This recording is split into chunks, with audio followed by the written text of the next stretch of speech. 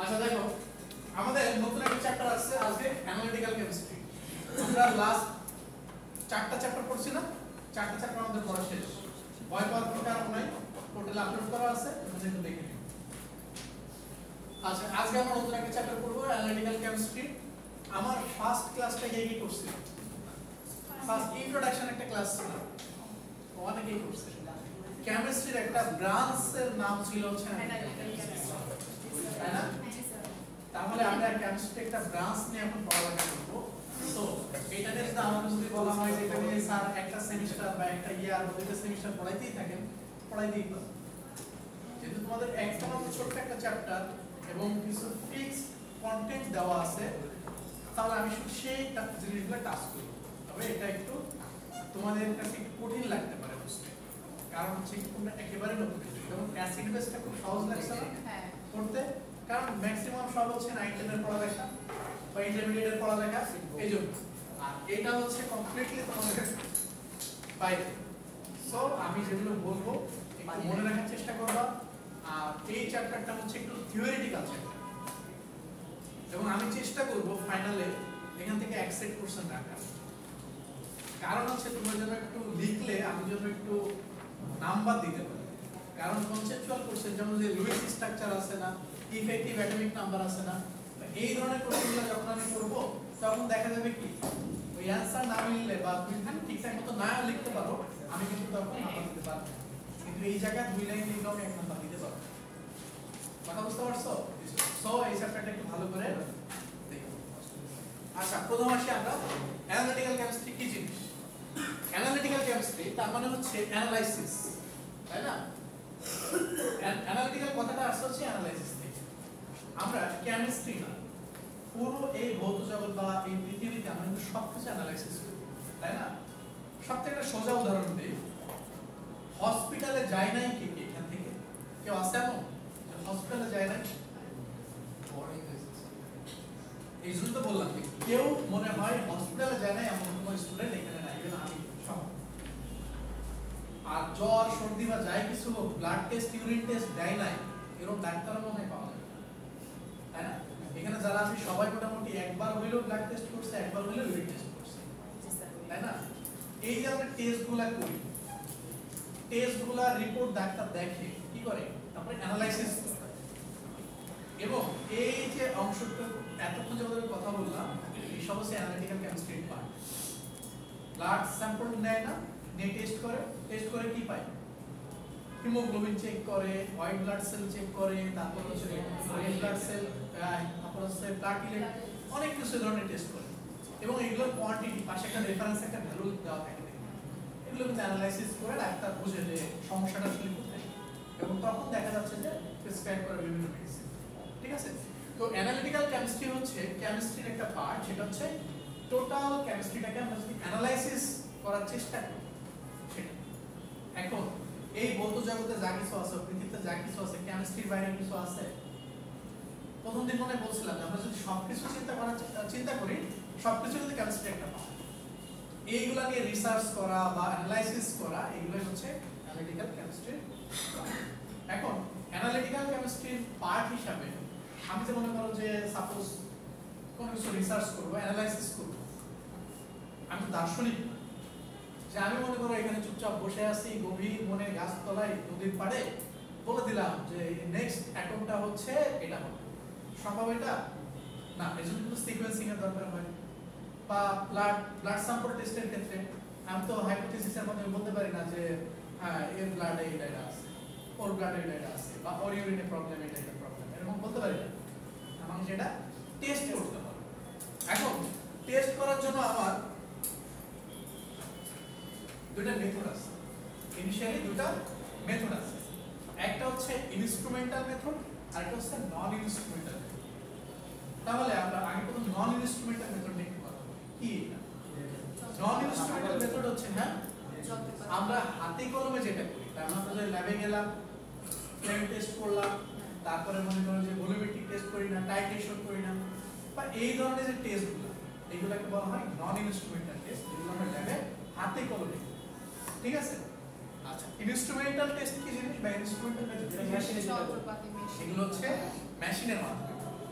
যেমন GCMS gas ক্রোমাটোগ্রাফির যে mass spectroscopy দিয়ে আমরা আনসার অ্যানালাইসিস করতে পারি, FTI Fourier transform IR spectrum এটা দিয়ে আমরা অ্যানালাইসিস করতে পারি, ইউভি আল্ট্রাভায়োলেট স্পেকট্রোস্কোপি দিয়ে অ্যানালাইসিস করতে পারি। সবথেকে সোজা পিএইচ মাপি না, পিএইচ এর একটা মিটার আছে সেটা দিয়ে আমরা মানে কোনো কিছু অ্যানালাইসিস করার জন্য যদি আমরা ইনস্ট্রুমেন্টের হেল্প নিই, যেমন এএএস আছে অ্যাটমিক অ্যাবজর্পশন স্পেকট্রোস্কোপি, এটা দিয়ে আমরা যে মেটাল ডিটেক্ট করি যে পানিতে কতটুকু পরিমাণ হচ্ছে মেটাল আছে।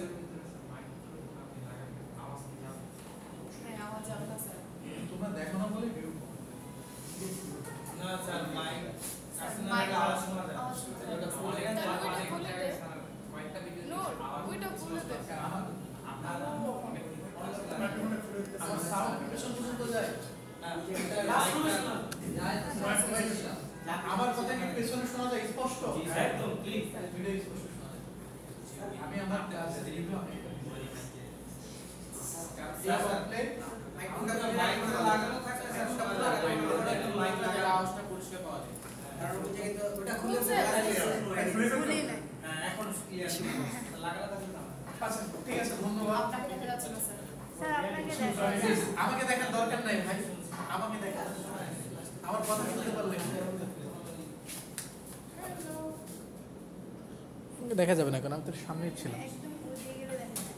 আচ্ছা আমি মাঝে মাঝে চাই আমি না দেখা যায়।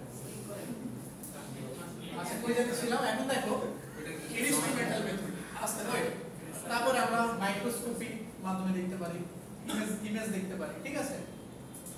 এমআরআই করি না, এমআরআই সিটি স্ক্যান সবকিছু হচ্ছে ইনস্ট্রুমেন্টাল মেথডের, ঠিক আছে? এবং শুধুমাত্র মেডিকেল সায়েন্সের ইনস্ট্রুমেন্টের জন্য আলাদা একটা ডিপার্টমেন্ট আছে। অনেকের পড়ার স্বপ্ন ছিল এখানকার, অনেক হয়তো চান্স পায়নি বা কোনো কারণে যাইতে পারেনি। বায়োমেডিক্যাল ইঞ্জিনিয়ারিং নাম শোনা আছে? বায়োমেডিক্যাল ইঞ্জিনিয়ারিং, এই বায়োমেডিক্যাল ওরা কিন্তু এই যে যত ধরনের ইনস্ট্রুমেন্টগুলো এই কিছু করতে, ঠিক আছে? আচ্ছা এখন আমরা এই জায়গা পড়বো হচ্ছে কেন আবার ইনস্ট্রুমেন্টাল মেথড প্রয়োজন, কেন আবার নন ইনস্ট্রুমেন্টাল মেথড অপ্রয়োজন বা প্রয়োজন হতে পারে, ঠিক আছে? তার মানে অ্যাডভান্টেজ এন্ড ডিসঅ্যাডভান্টেজ। তার আগে দেখো আমরা কি এটা বন্ধ হয়ে গেল। আচ্ছা এবার দেখো আমি এখানে একটা ছোট্ট একটা স্লাইড রাখছি যে অল্প কিছু পয়েন্ট মানে সিগনিফিকেন্স আমরা মোটামুটি এখন এই যাবৎকাল আমরা নন ইনস্ট্রুমেন্টাল মেথড নিয়ে আলোচনা করতেছিলাম, সেখানে আমরা কেন এখন ইনস্ট্রুমেন্টাল মেথড নিয়ে আমরা এত লাফালাফি করতেছি, এগুলো আমার পড়ার দরকার নেই। প্রথমত দেখো handle, easy to handle, difficult to handle. Easy to handle কোনটা? ইনস্ট্রুমেন্টাল মেথড, ঠিক আছে? আর ডিফিকাল্ট টু হ্যান্ডেল বলতে দেখো আমরা যদি ল্যাবে যাই, সাপোজ আমরা যদি একটা ভলিউমেট্রিক টেস্টের কথা চিন্তা করি যে এখানে একটা আননোন একটা সল্ট দিয়ে দেওয়া হলো বা আননোন একটা লিকুইড তোমাকে দিয়ে দেওয়া হলো, বলা হলো ফাংশনাল গ্রুপটা টেস্ট করো, তখন কি তুমি একের পর এক কেমিক্যাল অ্যাড করতে থাকবা। টেস্ট টিউবগুলো খুবই সূক্ষ্ম, হাত থেকে পড়ে গেলে ভেঙে যেতে পারে। আর এবং টাইমের একটা ব্যাপার আছে, অ্যাসিড যদি দিতে হয় হাতে গ্লোভস আছে তারপরেও কিন্তু সেটা থেকে একটা অ্যাক্সিডেন্ট ঘটতে পারে। এটা হ্যান্ডেল করাটা একটু ডিফিকাল্ট নন ইনস্ট্রুমেন্টাল। এবং ইনস্ট্রুমেন্টাল যেটা সেটাকে ইজি টু হ্যান্ডেল। আমি পড়াবো দেখবা সিঙ্গেল বিম, ডাবল বিম, ইউভি স্পেকট্রাম, ওইখানে কিভাবে আমরা স্যাম্পলটা দিই। জাস্ট এতটুকু একটা ছোট্ট একটা সেল, একটা চেম্বারের মতো একটা আছে, জাস্ট ওর ভিতরে একটু তুমি স্যাম্পল দিয়ে বসাই দিয়ে লক করে রান করে দিবে, শেষ। ও অটোমেটিক্যালি একটা ডাটা তোমাকে দিয়ে দিবে।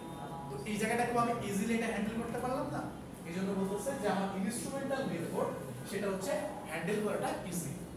একই রকম ভাবে দেখো result more accurate and reliable.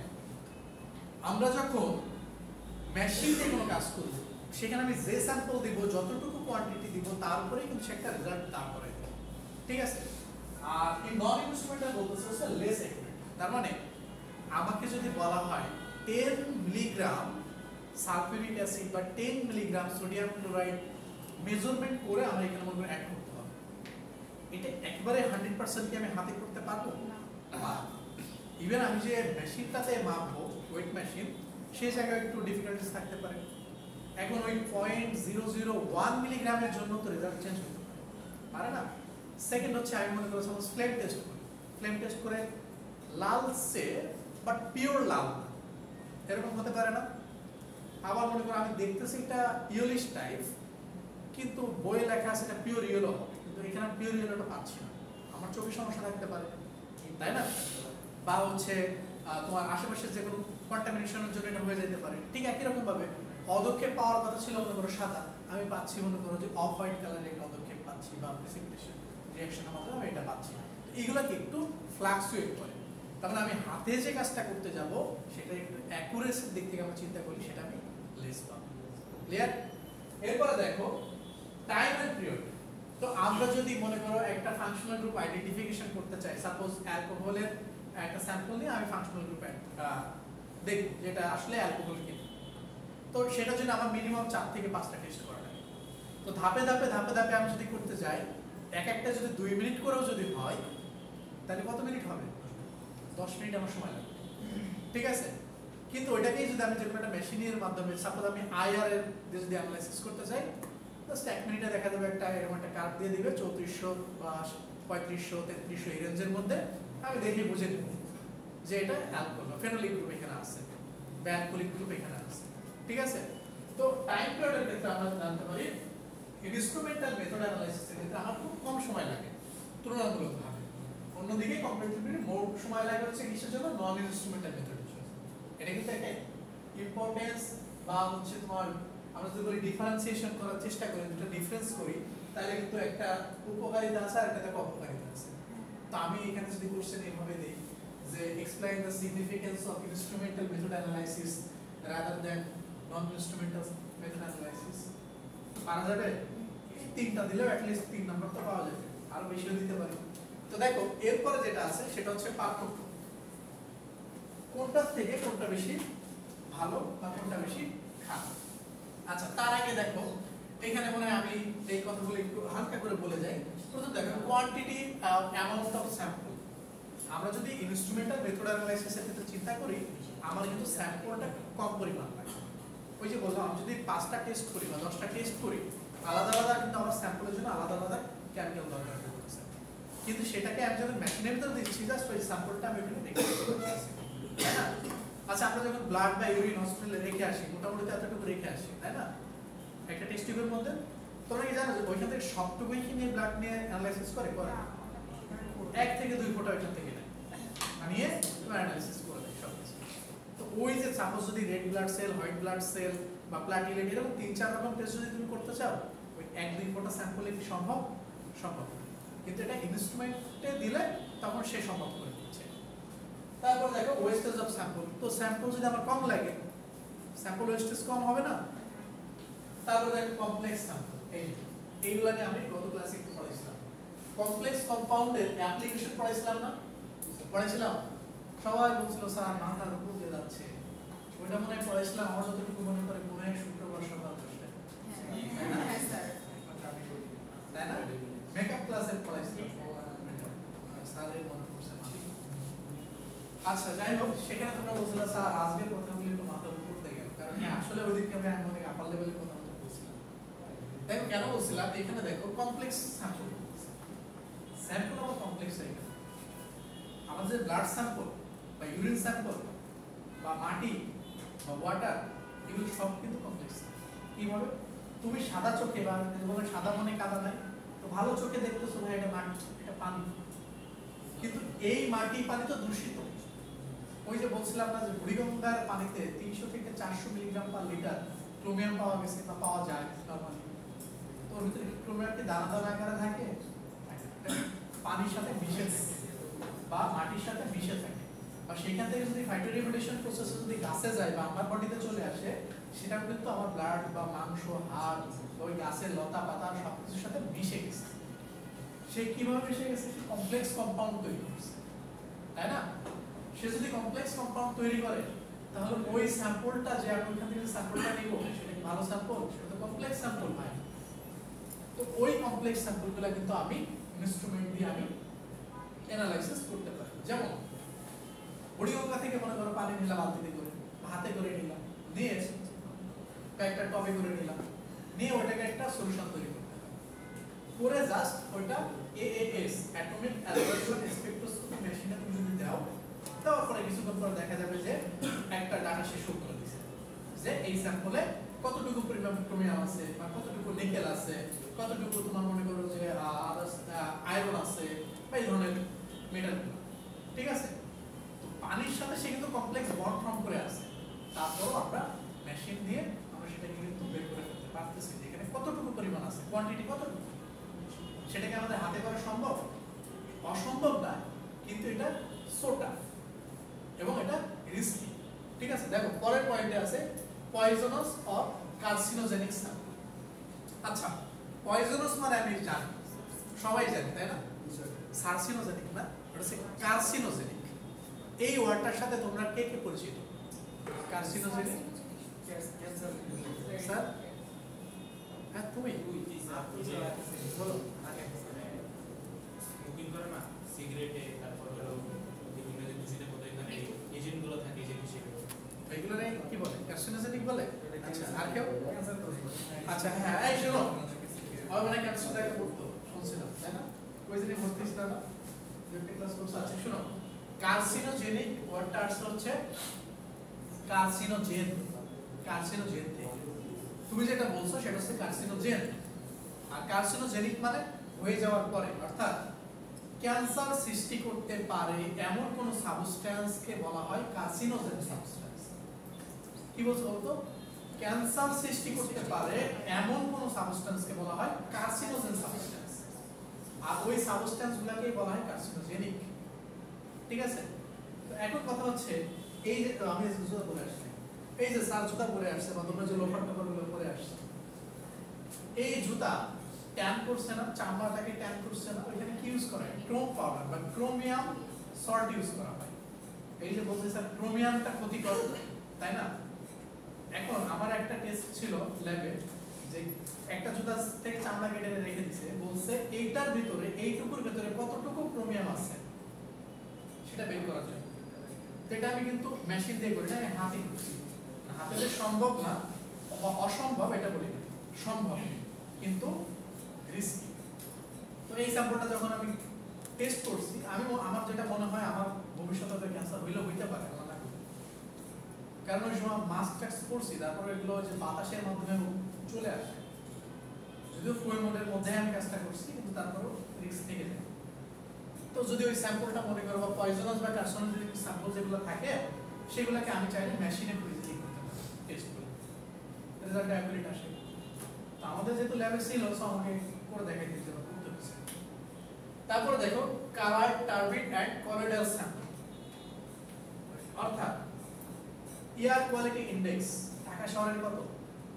2 দিন পর পর নিউজ শুনো না, ঢাকার বাতাস দূষিত, ঢাকার দূষিত বাতাসে শহরের তুলনায় দ্বিতীয় র্যাঙ্কিং এ আছে, প্রথম স্থানে আছে করাচি। মাঝে মাঝে এদের তীব্র প্রতিযোগিতার মাঝে মাঝে ঢাকা উপরে উঠে যায়, তাই না? কিভাবে? এটা কিভাবে র্যাঙ্কিং করে?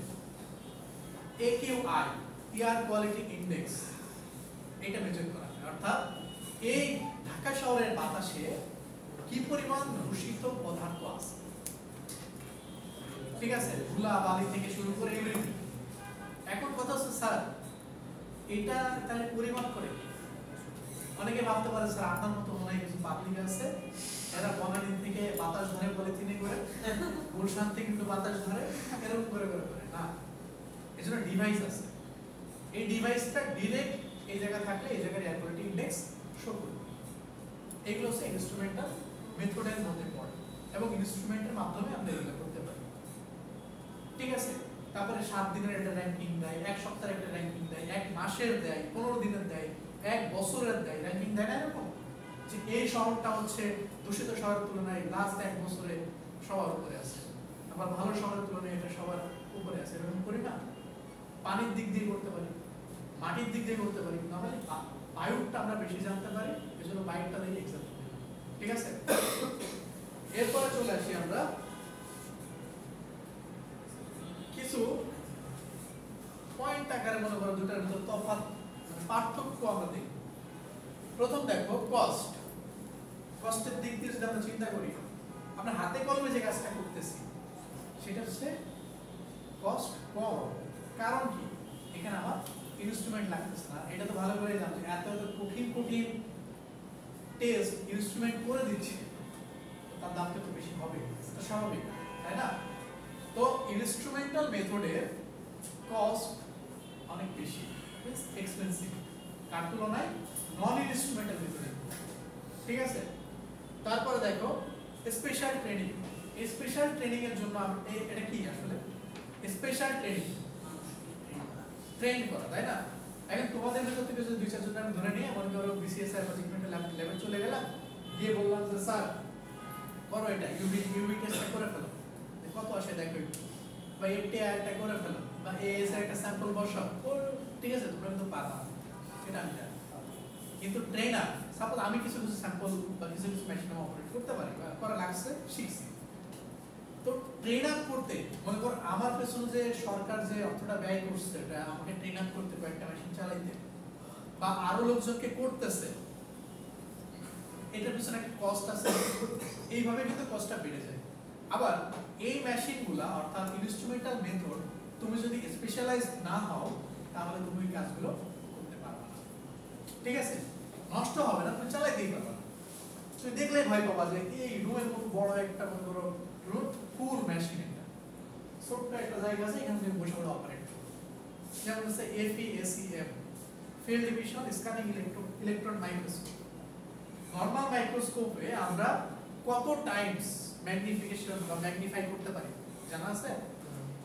ভাই জানা নেই আমাদের কি বায়োলজিতে পড়ো না, এই যে এরকম করে দেখতাম, দেখো না ওটাতে কত টাইমস আমরা করতে পারতাম? 100 টাইমস। লেন্স লাগানো থাকতো না নিচে, সিনটা ঘুরে ঘুরে দেখতে যে কত টাইমসে যাচ্ছে, ওটার ম্যাক্সিমাম ছিল মানে আমাদের সময় 100 টাইমস পর্যন্ত যায়, স্যার আমরা 100 পর্যন্ত দেখছো, তাই না? এবার আমি যে মেশিনটার নাম বললাম field division scanning electron microscope, FESEM, এটাতে তুমি 40 লক্ষ টাইমস ম্যাগনিফাই করতে পারবে একটা সাবস্টেন্স, ঠিক আছে? তো স্বাভাবিকভাবে এটা তুমি তো আর মনে করো যে ওই হাতের মাইক্রোস্কোপ আর ওই মাইক্রোস্কোপ তো একভাবে তুলনা করলে হবে না, হ্যাঁ? চোখ দেখে না দেখবা, স্ক্রিনে দেখবা, ডিজিটাল, ঠিক আছে? আমাদের এটা আগে সেই ইন্ট্রোডাকশন চ্যাপ্টারটা এখানে থাকতে তাহলে তোমাদের কিছু দেখাইতে পারি, মানে আমার ওই স্লাইডের মধ্যে কিছু কিছু জিনিস ছিল দেখাইতে পারি, দেখি নেক্সট দিন যদি পারি নিয়ে আসবো। আচ্ছা, তারপরে দেখো ক্যালিব্রেশন অর স্ট্যান্ডার্ডাইজেশন। ক্যালিব্রেশনটা কি? আচ্ছা, তার নিচে যেটা আছে সেটা কি জানা আছে? স্ট্যান্ডার্ডাইজেশন মানে স্ট্যান্ডার্ড একটা, আমরা যখন ব্লাড টেস্ট করি বা ইউরিন টেস্ট করি বা যে কোনো ধরনের আমরা টেস্ট করি, সাইডে দেখবে একটা রেফারেন্স একটা ভ্যালু দেওয়া থাকে, তাই না? অ্যাডাল্টের জন্য একটা ভ্যালু দেওয়া থাকে, চিলড্রেনের জন্য একটা থাকে, ইনফ্যান্টের জন্য একটা থাকে, মেলের জন্য একটা থাকে, ফিমেলের জন্য একটা থাকে, থাকে না? হিমোগ্লোবিন যেমন ফিমেলের একটু কম থাকে, হালকা একটু বেশি থাকে, ঠিক আছে? তো এই যে রেফারেন্স একটা ভ্যালু থাকে, এটা হচ্ছে সেটা। কিরকম? আমরা যখন আসলে মার্কার যখন মনে করো আমি ইউভি অ্যানালাইসিস করব বা এপিআই অ্যানালাইসিস করব, সর্বপ্রথম একটা সাপোজ D2O মানে ডিআয়োনাইজড ওয়াটার, সেটা দিয়ে আমি একটা টেস্ট করব। সেটা যেমন আইআর এর কথা যদি আমি চিন্তা করি, যখন আমি আইআর এ মানে ডিআয়োনাইজড ওয়াটার দেখা যাবে কোনো গ্রাফই আসবে না, এরকম সোজাভাবে চলে গেছে, ঠিক আছে? যখন আমি আমার ব্লাড স্যাম্পল নিয়ে দিব বা পানি মনে করো ওই বাইরে থেকে তুলে এনে দিব বা গাছ কোনো একটা গাছের থেকে রস বের করে সেটা দিব, তখন দেখবা ভিজি ভিজি একেবারে কত পরিমাণ গ্রাফ আসে। তো আমি যে প্রথম যে মনে করো স্ট্যান্ডার্ড পানি ডিআয়োনাইজড ওয়াটার, যেখানে কিছু নাই, শুধু পানি ছাড়া, H2O ছাড়া আর কিছু নাই, এটা দিয়ে আমি কি করলাম? ক্যালিব্রেট করলাম, মানে আমার মেশিনটা রিডিং ঠিক দিবে কিনা। আমি তো জানি যে স্ট্যান্ডার্ড পানির কোনো পিক দিবে না, সে সোজা ভাবে চলবে, তাই না? তো আমি এটাকে বলা হয় ক্যালিব্রেশন বা স্ট্যান্ডার্ডাইজেশন, ঠিক আছে? অর্থাৎ আমি যেটা জানি সেই রেফারেন্সটা দিয়ে আমি প্রথম মেশিনটা রান করব, করালে যদি দেখি না সব ঠিকঠাক আছে, দেন আমি আমার স্যাম্পল দেব। আমার কথা কি বুঝতে পারছো? আচ্ছা, ক্যালিব্রেশনটা কি? ক্যালিব্রেশনটা হচ্ছে স্ট্যান্ডার্ডাইজেশনের আরেকটা সিনোনিম, তার মানে আমরা যে মনে করো বাংলাদেশে আচ্ছা আমরা এখানে সাবান ইউজ করি না, এমন কেউ আছে? হ্যান্ড ওয়াশ ইউজ করি না, এমন কেউ আছে? শ্যাম্পু ইউজ করি না, এমন কেউ আছে? নাই। টুথপেস্ট সবগুলাই দেখবা, বা খাদ্যদ্রব্য স্পেশালি যেগুলা সবার গায়ে দেখবা লিখবা বিএসটিআই অনুমোদিত। বিএসটিআই ফুল মিনিং কি? বিতে বাংলাদেশ, তারপর স্ট্যান্ডার্ড, টিতে টেস্টিং, অবস্থান হচ্ছে আউসমোল্লা থেকে একটুখানি সামনে স্পার্সল পেছনে আগার বেলা। ঠিক আছে, দেখো যে কোনো একটা খাবার বাজারে যখন ছাড়া হবে তার আগে ওই খাবারের গুণগত মান পরীক্ষা করা হবে। সেটা হচ্ছে এই ইনস্ট্রুমেন্টাল মেথড অ্যানালাইসিসের মাধ্যমে। বিভিন্ন ধরনের টেস্টগুলো আছে, যেমন HPLC, high performance liquid chromatography. এটার মাধ্যমে আমরা ফুডের বিভিন্ন, যেমন আমাদের শরীরে কোন ধরনের মানে কোন অর্গান কোন ধরনের ফেনোলিক কম্পাউন্ড বলো বা কোন ধরনের কম্পাউন্ডগুলোকে সাপোর্ট করে বা সেনসিটিভিটি আছে কার নাই, কোনো খাবারের মধ্যে যদি এটা যদি থেকে থাকে প্রবলেম না, তখন ওই খাবারটা দেখা যাচ্ছে টেস্ট করা হয় যে এই ধরনের কোনো সাবস্টেন্স খাদ্যের মধ্যে আছে কিনা। যেমন স্পেশালি হচ্ছে বেবি যে আইটেমগুলো আছে, চকলেট, এইগুলাই দেখো বেশি পরিমাণ বলে বিএসটিআই অনুমোদিত, বিসিএসআই অনুমোদিত, অমুক অনুমোদিত, তমুক অনুমোদিত। কারণ আমরা কিন্তু এই জিনিসগুলোকে একটু বেশি সেনসিটিভ চিন্তা করি, তাই না? এখানে যদি ক্ষতিকর কিছু থাকে তাহলে মানে বাচ্চাকাল থেকেই দেখা যাচ্ছে আস্তে আস্তে আস্তে আস্তে তার গ্রোথ বা অন্যান্য অর্গানিক প্রবলেম হওয়া শুরু করে। এবং এই যে বলতেছে বিসিএসআইআর বা হচ্ছে তোমার বিএসটিআই বা এরকম আরো অনেকগুলা অর্গানাইজেশন আছে যারা এই টেস্টিং এর সাথে জড়িত বা টেস্টগুলো করে দেয়, তারা সার্টিফিকেশন দেয়। টেলিভিশন যারা দেখে সবাই দেখবে বিএসআরএমএসটি বুয়েট কর্তৃক স্বীকৃত বা বুয়েট কর্তৃক অনুমোদিত। বুয়েটের যে মেশিনটা আছে এখানে টেস্ট করার জন্য ওই রড, সেটা হচ্ছে ইন্টারন্যাশনালি ক্যালিব্রেশন করে রাখা এবং 3 বছর 5 বছর এরকম সময় থাকে। ইউকে বিভিন্ন মনে করো স্ট্যান্ডার্ডাইজেশন প্রতিষ্ঠান আছে, যেমন ISO, international organization of standardization, এবং ওদের একটা নর্ম আছে আইএসও 142 এরকম। ওরা ওই নর্মের উপরে টেস্টগুলো করে এবং ওরা আসে বাংলাদেশে, এদেরকে আনতে টাকা লাগে। টেস্টগুলো করে মেশিনগুলো ঠিক আছে কিনা, রিপোর্টগুলো ঠিক দিচ্ছে কিনা, ওদের কাছে একটা সার্টিফিকেশন দরকার, একটা সার্টিফিকেট লাগে। সব ইন্ডাস্ট্রিগুলোতে দেখবা গিয়ে সবার আগে বাইরে ঢুকেই দেবে এমডি রুমে ঢুকে সবার আগে বিভিন্ন সার্টিফিকেটগুলো ঝুলানো আছে।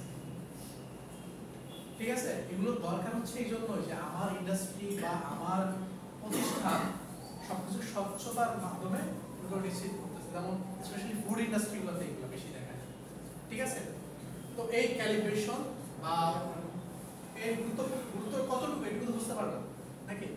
তারপর চলে আসে আমরা সেনসিটিভিটি বা অ্যাকুরেসি।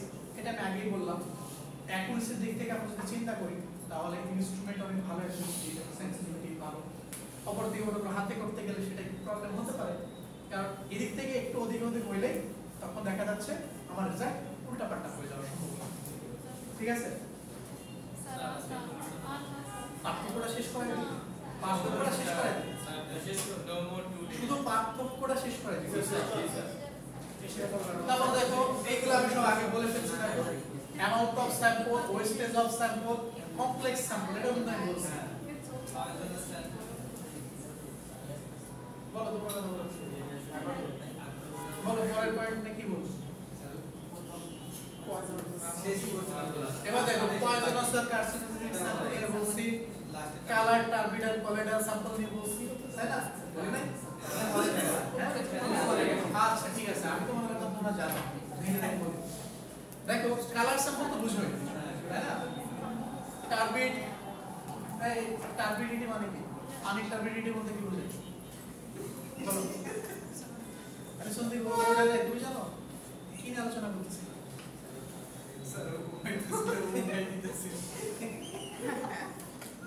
চুপ করো, আর বেশিক্ষণ ক্লাস নেব না, এখন দেখো কালার সাবস্টেন্স বলতে বোঝানো হচ্ছে আমরা যদি পানির কথাই চিন্তা করি, বুড়িয়ঙ্গার পানি আর ফিল্টার করা পানি, এটা কি কালার এক? না না।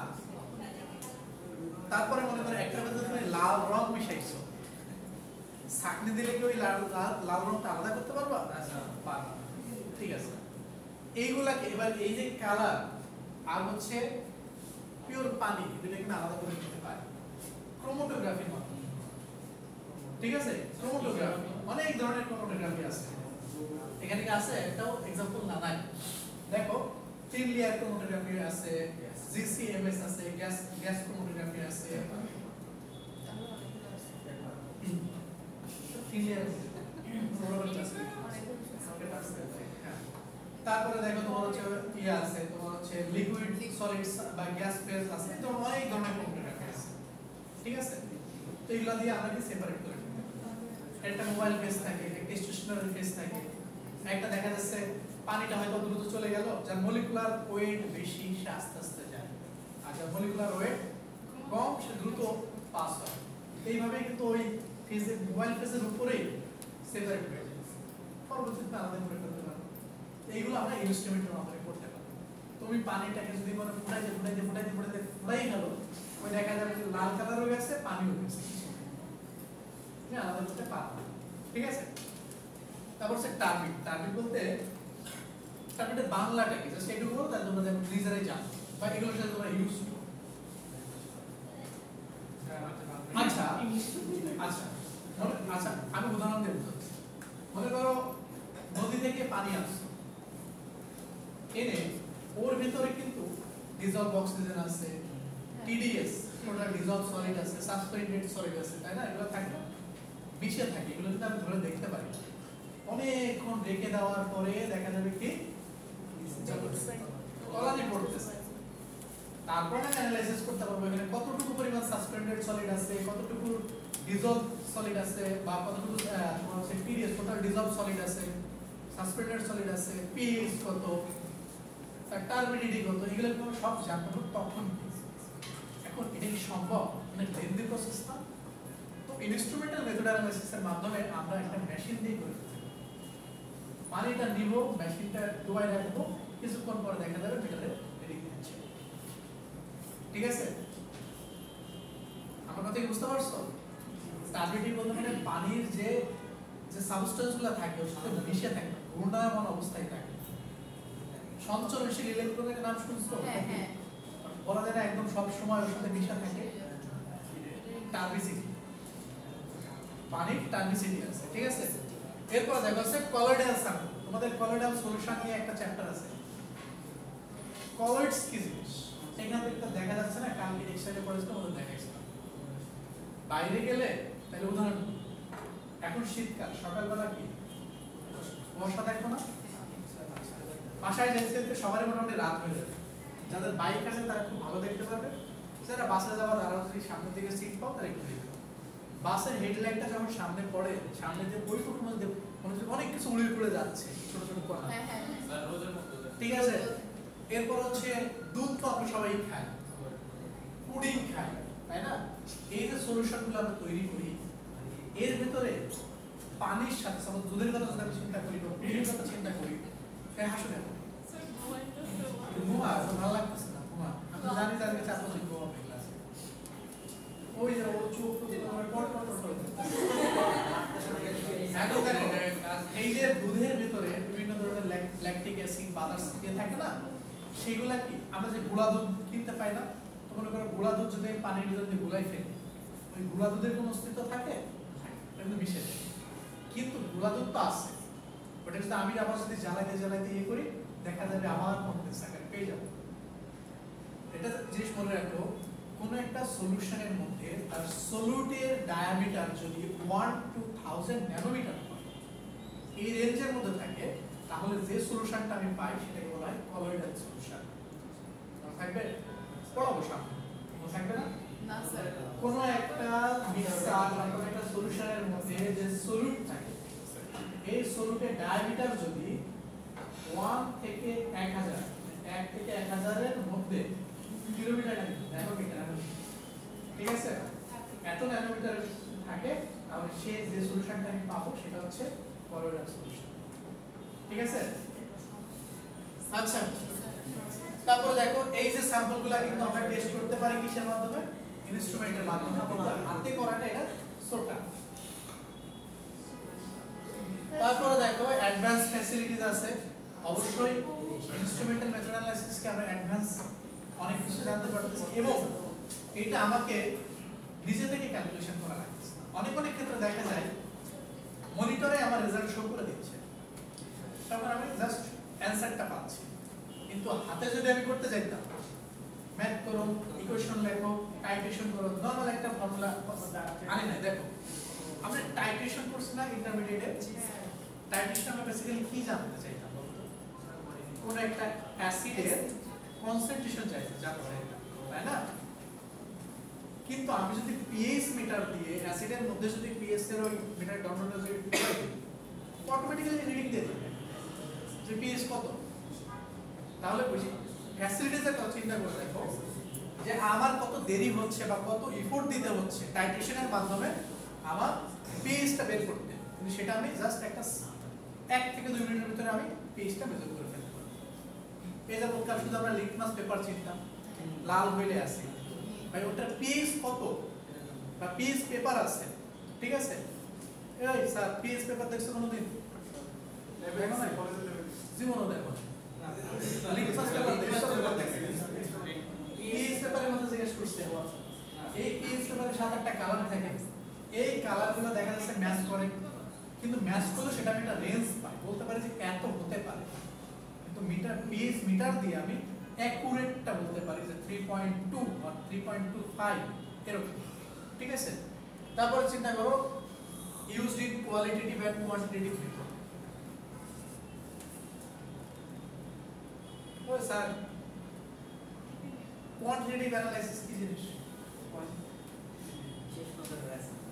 হ্যাঁ, বিশেষ কোনো মেথড? এটা মেথড কি আছে? হ্যাঁ, বলছেন স্যার কোয়ান্টিটি কোয়ান্টিটেটিভ আর কোয়ালিটেটিভ কি জিনিস?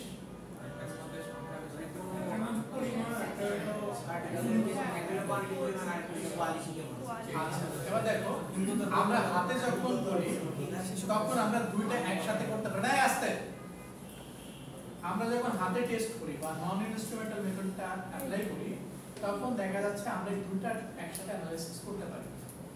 কারণ কি, আমার কোয়ালিটেটিভ বলো বা কোয়ালিটেটিভ বলো, এখানে ডাটার প্রয়োজন হয়, অনেক ডাটা, 1 মিনিটের ডাটা। তো এত টেস্ট আমি একা হাতে করতে পারবো না।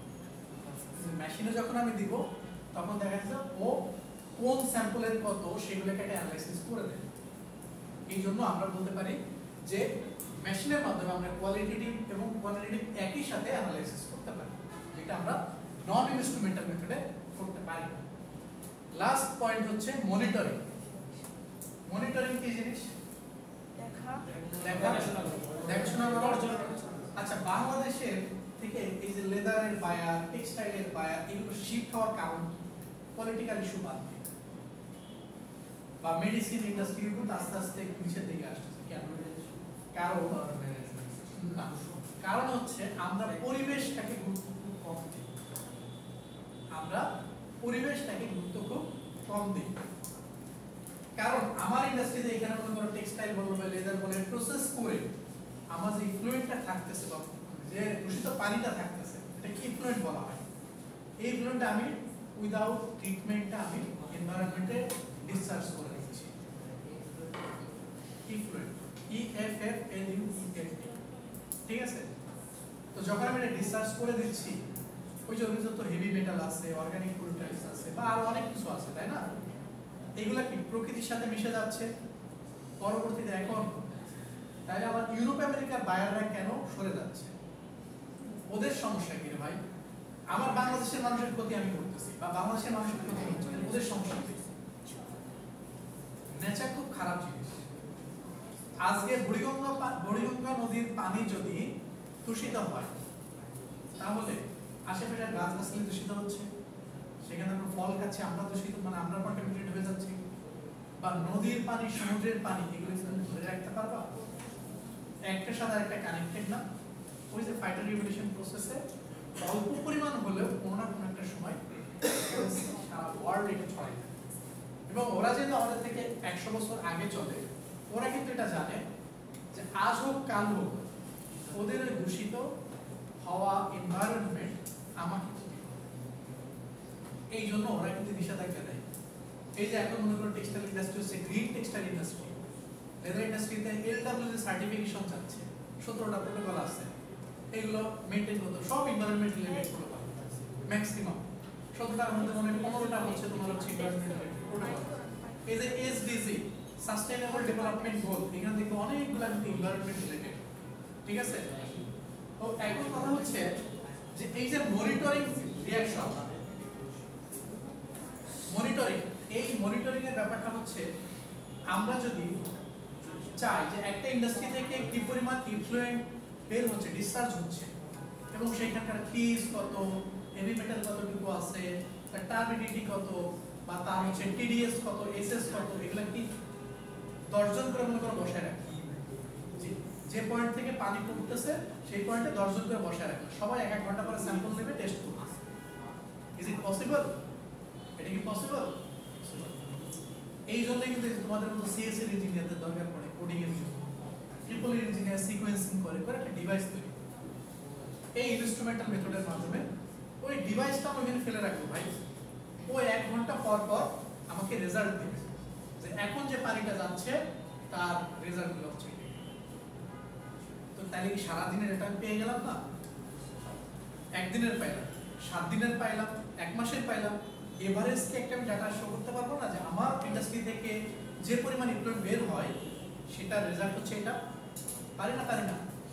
আরো একটা মজার কাহিনী বলি, কিছুদিন আগে ট্রিপলি ডিপার্টমেন্টের অর্গানাইজেশন অর্গানাইজ করছিল একটা রোবোটিক্স কিছু একটা, তোমরা কি গেছিলে সেখানে দেখছো?